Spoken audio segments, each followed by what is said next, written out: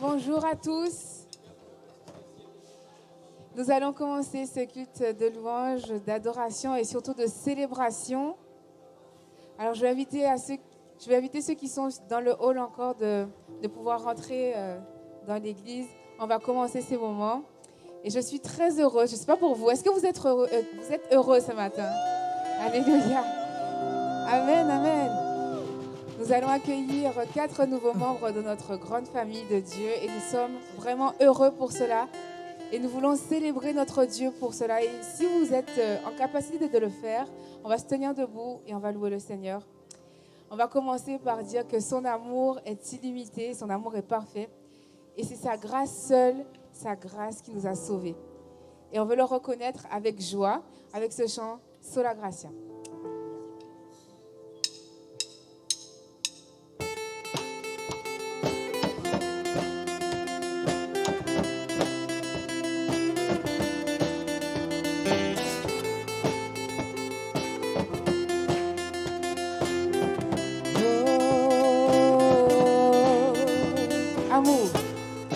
Amour parfait, tu t'es donné à la croix pour tout effacer de mes péchés.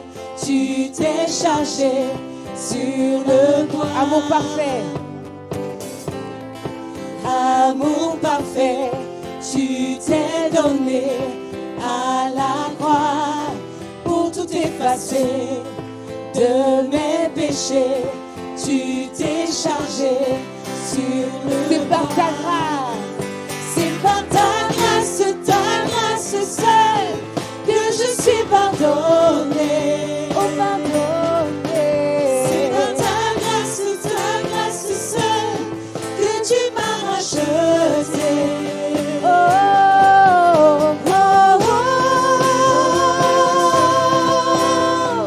Merci pour la croix, ton amour pour moi. Ta grâce ne faillit pas. Ta grâce ne faillit pas.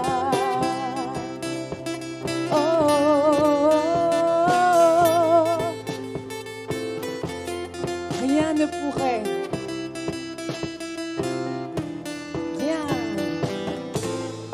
Rien ne pourrait me justifier. Ton pardon est immérité. Tous mes efforts ne suffiraient à me sauver. C'est par ta grâce.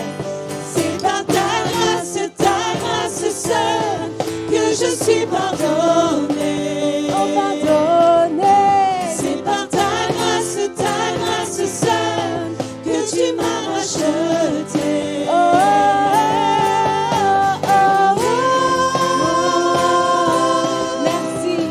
Merci pour la croix, ton amour pour moi. Ta grâce ne faillit pas.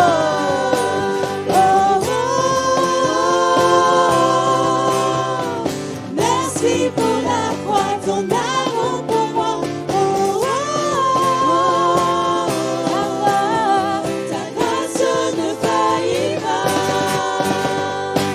Ta grâce justifie, ta grâce m'affranchit, ta grâce purifie, ta grâce m'offre la vie, ta grâce m'a sauvé, ta grâce a pardonné, ta grâce m'a comblé, ta grâce m'a libéré, ta grâce justifie, ta grâce m'affranchit, ta grâce purifie, ta grâce m'offre la vie, ta grâce m'a sauvé, ta grâce a pardonné, ta grâce m'a comblé, ta grâce m'a libéré, ta grâce justifie, ta grâce m'affranchit, ta grâce purifie, ta grâce m'offre la vie, ta grâce m'a sauvé, ta grâce a pardonné, ta grâce m'a comblé, Encore une fois, ta grâce. ta grâce justifie, ta grâce m'affranchit, ta grâce purifie, ta grâce m'offre la vie, ta grâce m'a sauvé,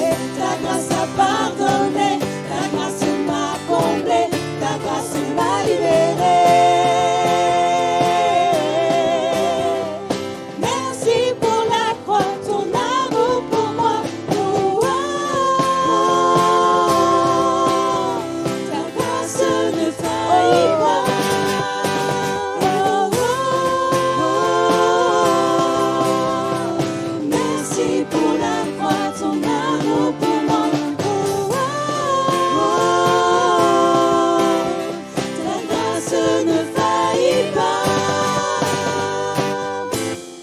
Alléluia.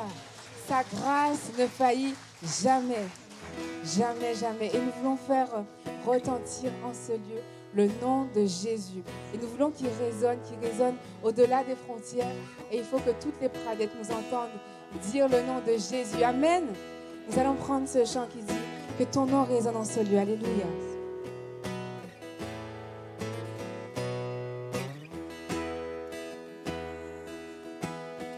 Que ton nom résonne en ce lieu.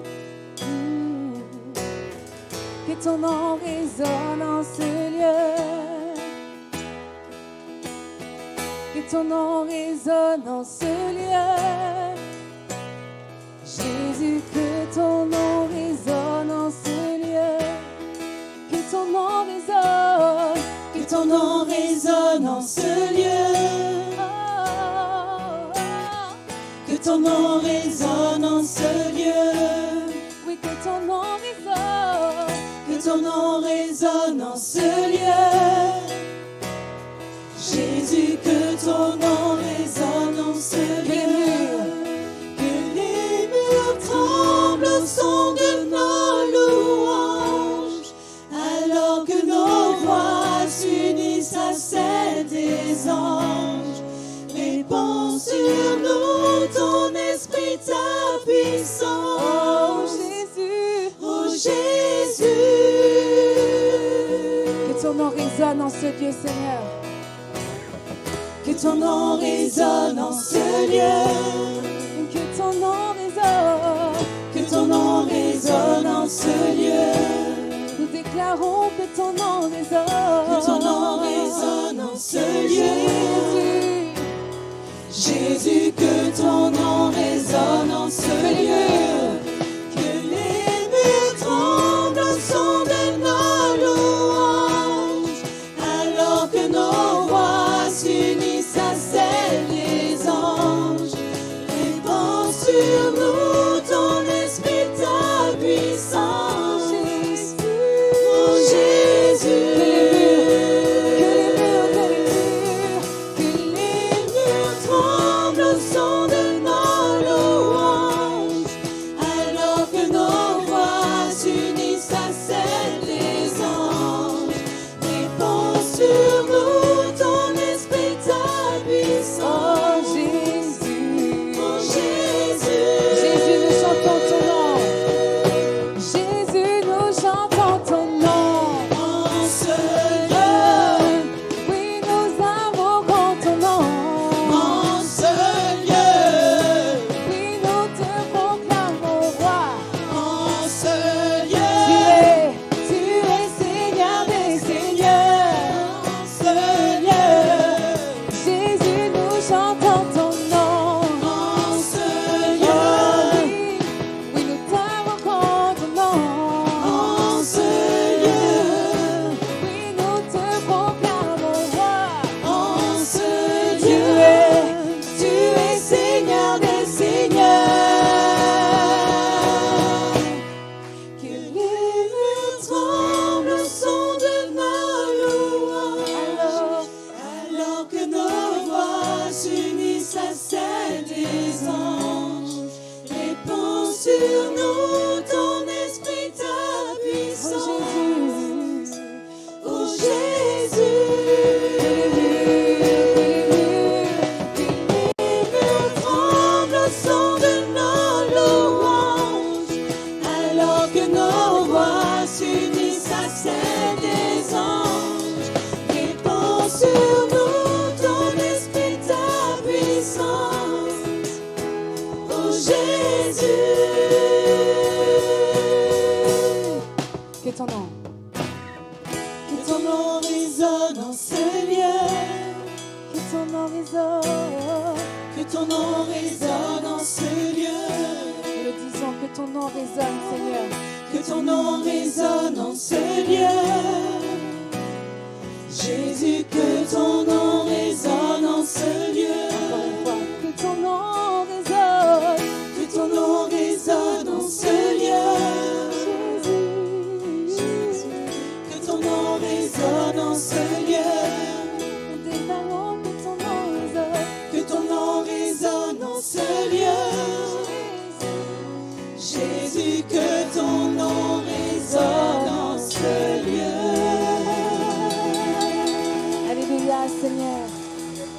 ton nom résonne en ce lieu et que les murs tremblent au son de nos louanges. Alléluia. Le Seigneur est notre source. Et quand nous avons des problèmes, quand nous sommes en plein désert, le Seigneur reste et demeure souverain. Et c'est notre source. Quand nous avons soif, quand nous sommes désespérés, le Seigneur, il vient avec son eau vive, il vient nous remplir. Et c'est notre source. Nous voulons le prier ce matin et entendre sa voix. Parce que le Seigneur est notre abri, il est notre soutien. Et celui qui est notre source, il est notre bien. Et quand on se perd peut-être, parce que c'est vrai, les aléas de la vie font que parfois on se perd, eh bien, le Seigneur nous retrouve et c'est la bonne nouvelle de Christ. C'est que Jésus est mort et ressuscité et pour notre vie, pour notre salut. Et on veut le considérer ce matin et dire, Seigneur, tu es ma source, tu es mon bien. Quand je me perds, Seigneur, tu me retrouves. Alléluia. Alléluia, Jésus.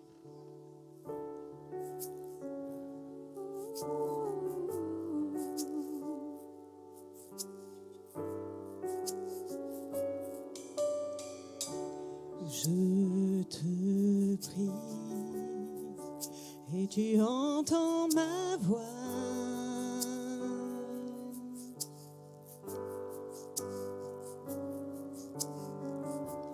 Je fléchis les genoux devant toi.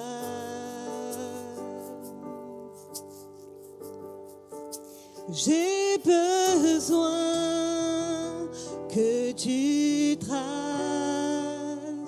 un nouveau chemin. Tant besoin que tu sois mon puissant soutien. Tu es ma source, tu es mon bien. Quand je me perds, tu prends ma main, tu me relèves de la poussière dans le désert.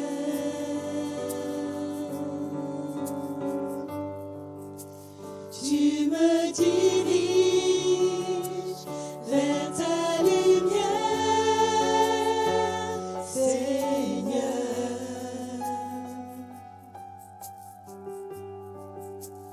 Tu es mon Père, tu restes Dieu dans mon désert. Saint-Esprit, alléluia. Nous tenons devant toi, Jésus.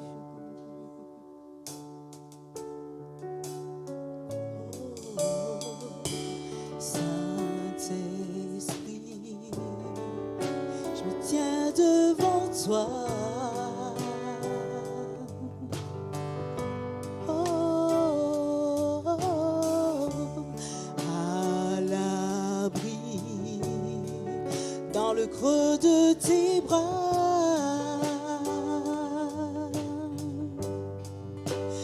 J'ai besoin que tu en feu qui me purifie.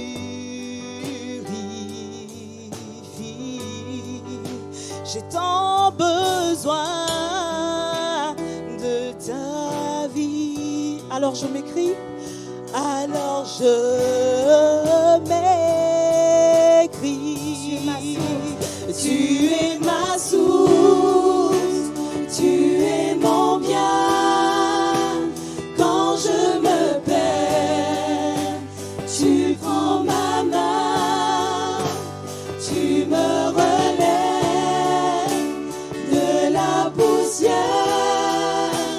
dans le désert. Tu m'as dirigé, Tu me dis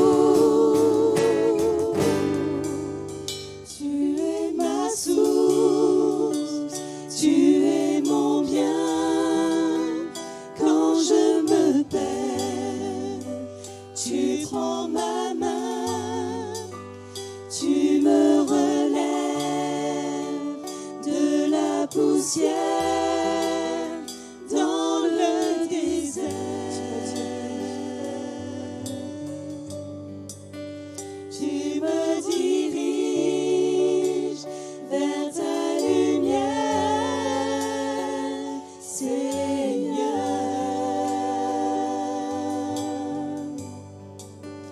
Tu es mon Père, tu restes Dieu dans mon désert.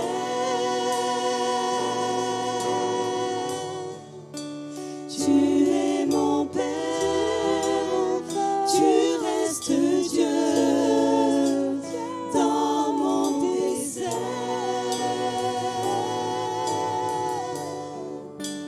Tu es mon Père, tu restes Dieu dans mon désert.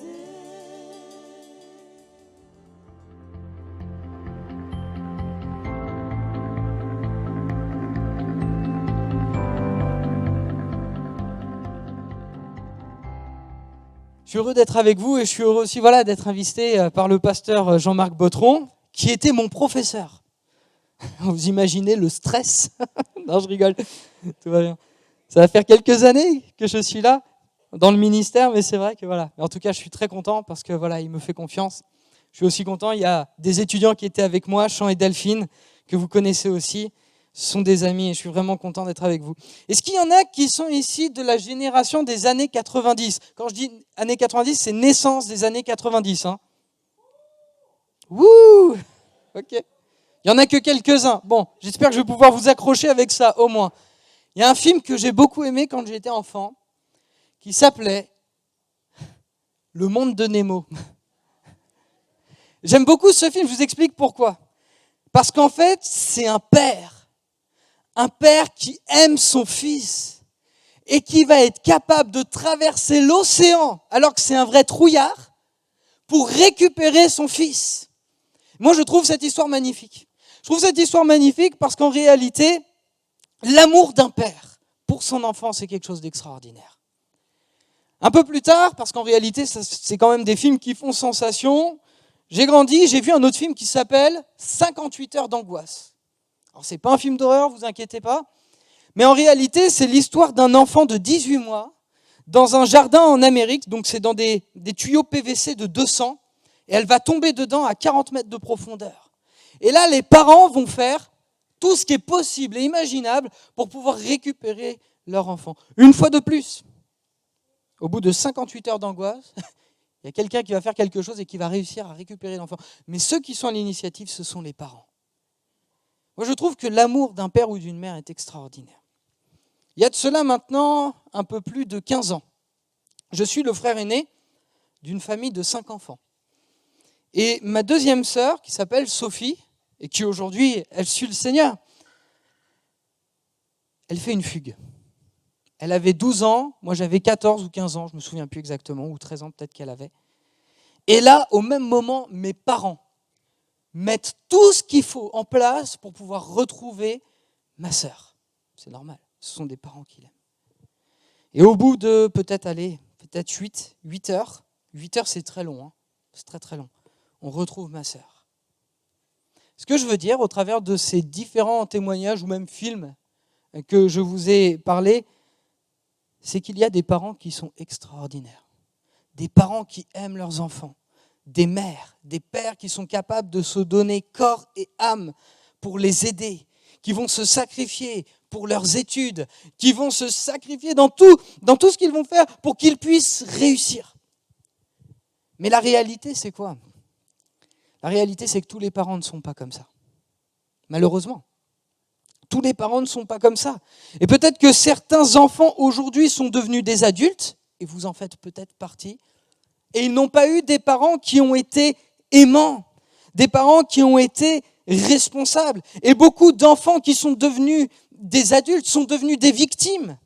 Victimes d'un mauvais comportement de leurs parents, peut-être d'un abandon, peut-être d'un divorce, peut-être d'une manipulation, peut-être d'une trahison, peut-être de la dévalorisation, peut-être d'un parent qui a été alcoolique, qui a été dur. Bref, ils sont victimes d'une situation aujourd'hui, mais qui finalement trouvent leur source lorsqu'ils étaient enfants. Et nous sommes devenus aujourd'hui ces adultes, en tout cas peut-être certains d'entre nous, qui ont été victimes de mauvais traitements. Or, aujourd'hui, et je ne sais pas si vous avez fait attention aux chants qui ont été chantés, j'aimerais vous parler d'un Père qui est extraordinaire. On parle d'un Père qui est au-delà de toute mesure. Le problème parfois quand on pense à Dieu, c'est qu'on va visualiser le Père qu'il peut être au travers du Père que nous, on a vu. J'aimerais vous dire aujourd'hui, j'aimerais vous présenter ce Père et qui parfois même prend une position de mère pour pouvoir nous montrer combien il nous aime. La Bible, vous savez, ce n'est pas un simple livre. Moi, j'aime bien prendre cet exemple. Imaginez la situation suivante. Vous êtes un enfant adopté et puis vous réalisez au bout de plusieurs années que votre père vous a écrit tout un tas de lettres. C'est quoi votre premier réflexe ? Vous allez lire les lettres. Qu'est-ce qu'il voulait me dire ? Finalement, la Bible, c'est ces centaines de lettres que Dieu a laissées.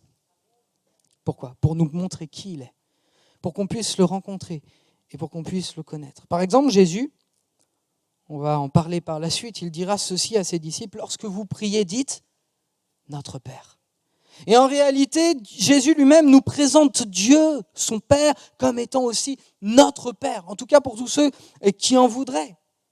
Et il y a un passage que j'aimerais lire avec vous qui m'a interpellé, où Dieu lui-même va s'exprimer en disant ceci. On va lire ça dans Ésaïe, le livre du prophète Ésaïe, chapitre 66, verset 13. Et si on l'affiche, je le lis dans la version du Semeur. Ésaïe, chapitre 66, verset 13.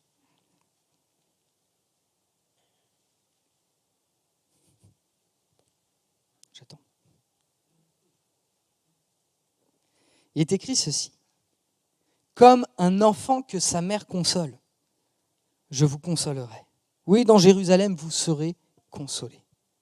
Amen. Le contexte de ce passage biblique, il est particulier, parce qu'en réalité, Ésaïe, c'est un prophète. C'est quelqu'un qui va parler finalement de ce qui va venir par la suite. Son nom, ça signifie Dieu sauve, Dieu libère.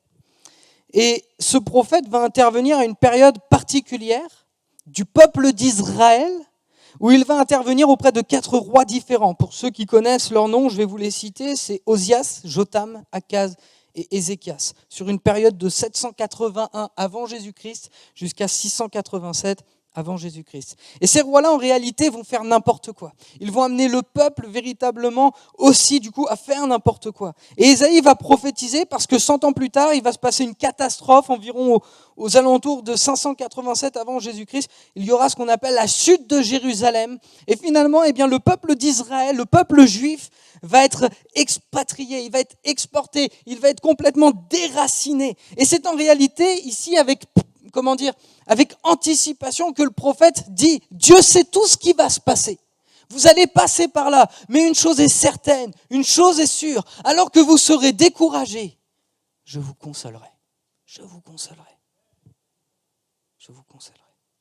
Ce qui m'interpelle le plus toutefois, dans ce passage, c'est qu'en réalité ici, Dieu lui-même s'identifie au comportement d'une mère. Et moi, je trouve personnellement que le comportement d'une mère vis-à-vis de son enfant, il est extraordinaire. Extraordinaire. Ne me faites pas dire ce que je n'ai pas dit. Dieu n'est pas une femme. Dieu, c'est Dieu. Il est asexué. Mais une mère, tout comme le père d'ailleurs, va jouer un rôle important, décisif dans l'éducation. Et dans l'éducation d'un enfant, tantôt nous aurons besoin du père, parce qu'il va nous apporter cette sécurité, ce réconfort, mais aussi on aura besoin de la mère parce qu'elle nous apportera cette consolation. Et Dieu lui-même s'identifie à une mère, parce qu'en réalité, lui qui est le créateur, il veut qu'on puisse le comprendre. Et pour qu'on puisse le comprendre, il utilise des images que nous connaissons. Si vous avez eu une mauvaise mère ou un mauvais père, je vous présente ici un père, une mère qui est extraordinaire. C'est Dieu lui-même. La mère, vis-à-vis de son enfant, elle va jouer plusieurs rôles. Et j'aimerais prendre le temps avec vous de parler un petit peu de ce rôle que la mère va jouer vis-à-vis de son enfant. Par exemple, une mère, elle est à l'écoute. Qu'on le veuille ou non, elle prend généralement le temps avec son enfant. Plusieurs références dans la Bible en parlent, je ne vais pas toutes les citer. Et aujourd'hui, qu'on le veuille ou non, le temps dans notre société est précieux. Est-ce qu'on a le temps nous-mêmes de pouvoir parler ?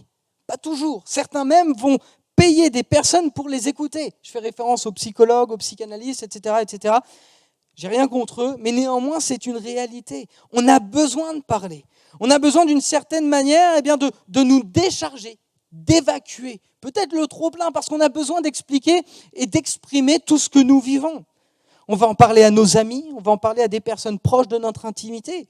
Mais ici, Dieu s'identifie à une mère et il veut qu'on prenne le temps. En tout cas, peut-être que vous ne le connaissez pas, peut-être pour certains c'est la première fois que vous êtes là, mais il veut que vous preniez le temps de lui parler.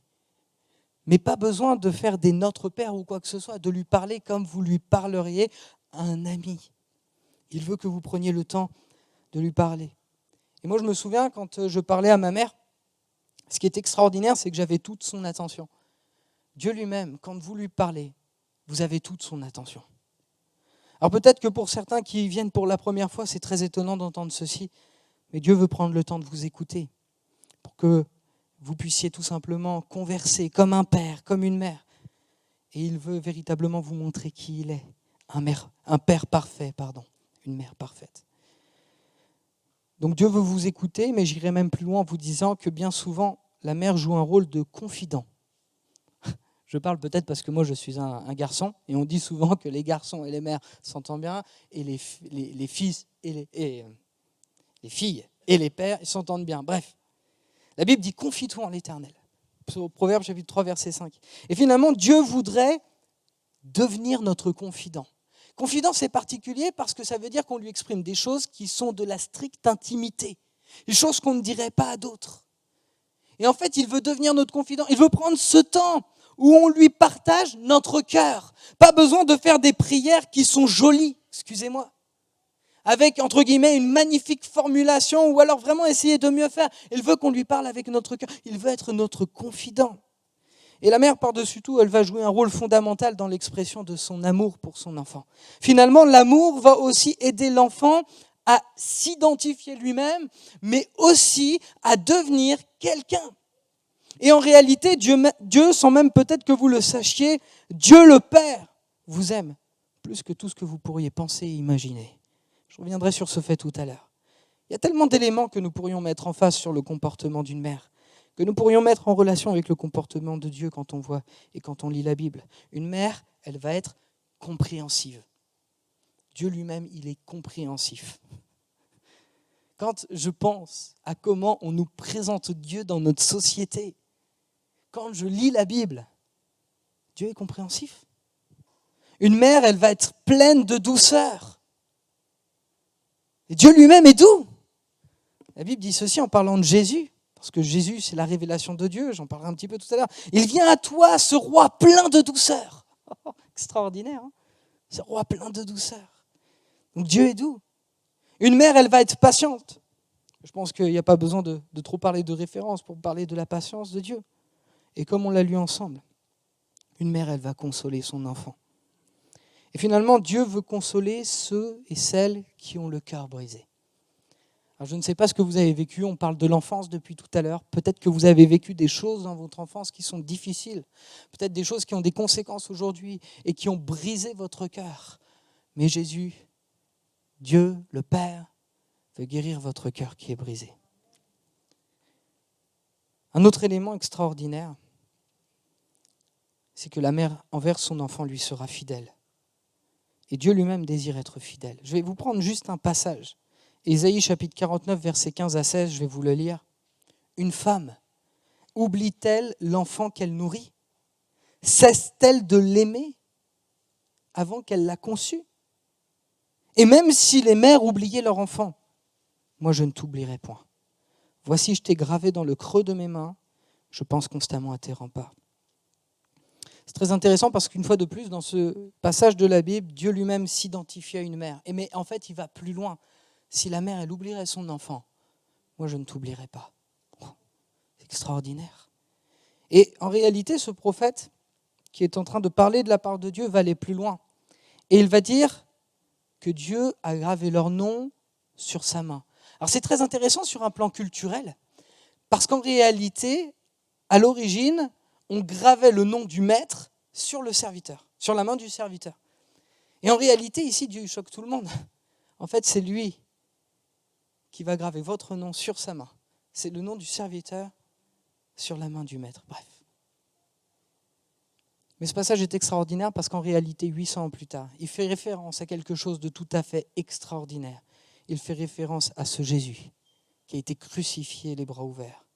En réalité, Dieu le Père nous a tellement aimés, nous tous, qu'il a envoyé son Fils Jésus-Christ pour que nous puissions croire en lui, pour que nous ne périssions pas, mais pour que nous ayons la vie éternelle. Et Jésus lui-même, qui va venir sur cette terre, il va dire ceci, et il va dire ça à un de ses disciples, « Ne crois-tu pas que je suis dans le Père et que le Père est en moi ? Ce que je vous dis, je ne le dis pas de moi-même, le Père demeure en moi, et c'est lui qui accomplit ainsi les propres œuvres. » Autrement dit, Jésus est venu dans ce monde, Jésus c'est Dieu, Jésus c'est le Fils de Dieu, et il vient nous révéler véritablement le cœur du Père. Il vient nous révéler véritablement qui est ce Père, peut-être que nous ne connaissons pas. Et ils sont tellement intimes, Jésus-Christ, le Fils de Dieu, avec Dieu le Père, qu'ils ne forment qu'un. Jésus, c'est la révélation de Dieu. Et qu'est-ce qu'il va faire, Jésus ? Il va faire des choses extraordinaires. Il va guérir les malades, il va ressusciter les morts, il va guérir ceux qui ont le cœur brisé, il va enseigner, il va montrer véritablement qui est Dieu et comment le comprendre. Parce qu'en réalité, Jésus sur cette terre n'a qu'un seul objectif, c'est nous révéler qui est son Père. C'est nous révéler Dieu. Et au travers de son ministère, au travers de ce qu'il va faire, il va nous révéler parfaitement qui est Dieu. Cela va faire maintenant un peu plus de 10 ans que je suis converti. Maintenant, ça va faire un peu plus de 7 ans que j'exerce le ministère. Et j'ai vu tellement de choses extraordinaires.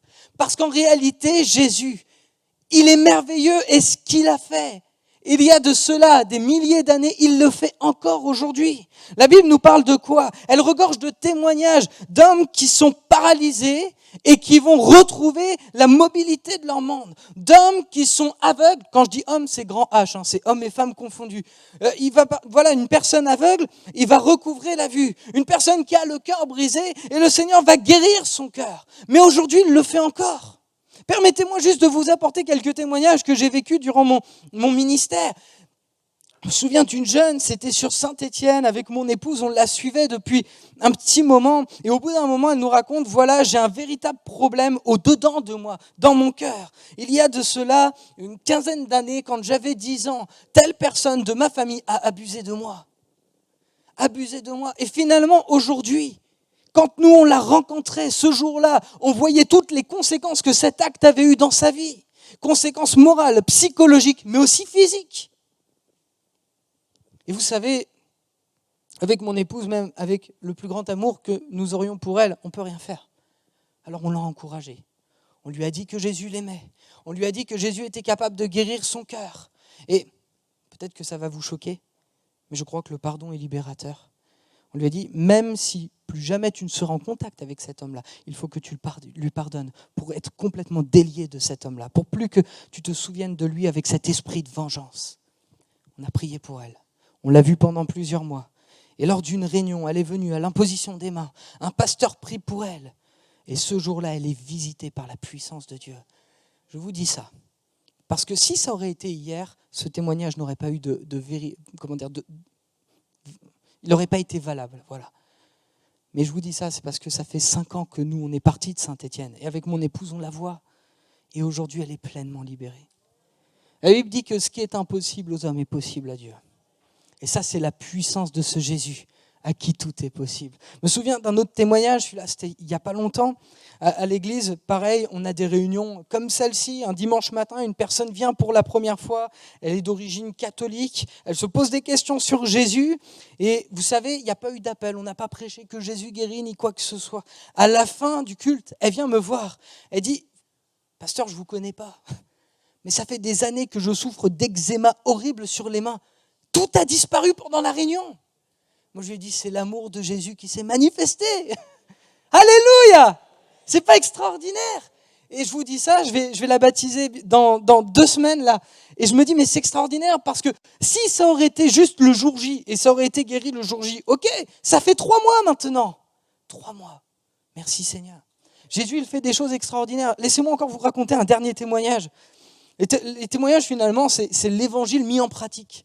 Il y a de cela maintenant 13 ans. J'avais 17 ans. Donc, comme je vous l'ai dit tout à l'heure, j'avais été embauché dans une entreprise, dans le bâtiment, et j'étais donc maçon.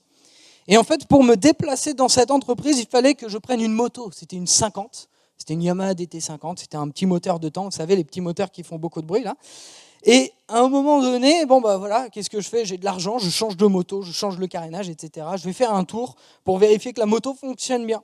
Et au moment où je vais tourner sur la gauche, une voiture, parce qu'à l'époque les routes étaient limitées à 90 km/h, elle arrive et elle me percute de plein fouet. Alors que je vais pour tourner, paf, elle me percute de plein fouet. Bon, déjà je suis là, donc tout va bien. Mais c'est passé quelque chose d'extraordinaire, mais même d'horrible. Je rebondis sur le pare-brise de la Scénic. La Scénic HS. Vous imaginez déjà la puissance de l'impact. Je fais 15 mètres de vol plané, la moto me retombe dessus, le cale-pied me rentre dans... Enfin bref, je vous passe les détails. Donc du coup, je fais un traumatisme crânien, le pronostic vital est engagé, patati patata. À ce moment-là, mes parents, donc, qui sont chrétiens, ils organisent une chaîne de prière. Ils en parlent plutôt à plusieurs églises. Les églises prient pour ça. Au bout de 18 heures, je sors du coma et au bout d'une semaine, je sors de l'hôpital. Comprenez bien, après, c'est mon expérience. Mais ce que je veux dire, c'est que le Dieu que nous présente la Bible, il est bien vivant. Et il n'a pas changé. Et si peut-être vous-même vous posez des questions sur ce Jésus qui est présenté aujourd'hui, ce Jésus n'a pas changé. Ces témoignages, en réalité, je pourrais vous en donner bien d'autres, ne sont que la manifestation de la preuve de l'amour de Dieu. Si Dieu ne se souciait pas de nous, si Dieu ne nous aimait pas, jamais il aurait envoyé son Fils Jésus-Christ, jamais il ne nous aurait guéris, jamais il nous aurait permis d'entendre ce message qu'aujourd'hui, nous entendons. Le but de la venue de Jésus est avant tout de nous réconcilier avec son Père. La Bible dit clairement que nous, les hommes, on est pécheurs. On est imparfait. Et ça, je pense que je n'ai pas besoin de faire un dessin pour vous le montrer. On est imparfait, on le sait.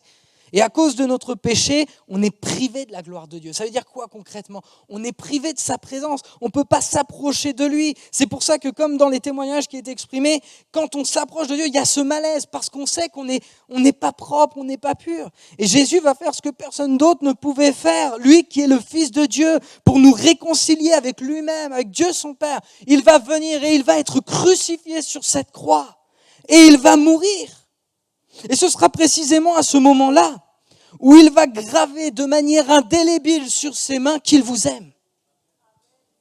Lorsque ses clous vont percer ses poignets, il va le prouver de manière indélébile qu'il vous aime. Alors qu'on aurait dû, entre guillemets, subir cette condamnation à cause de notre péché, Dieu il a dit non, je les aime. J'ai un autre plan, j'ai un autre projet. Mais vous imaginez la folie ? Depuis tout à l'heure, on parle du rapport parent-enfant. Dieu le Père qui dit, je vais laisser mon fils. Pourquoi ? Parce qu'il va donner sa vie pour les sauver eux.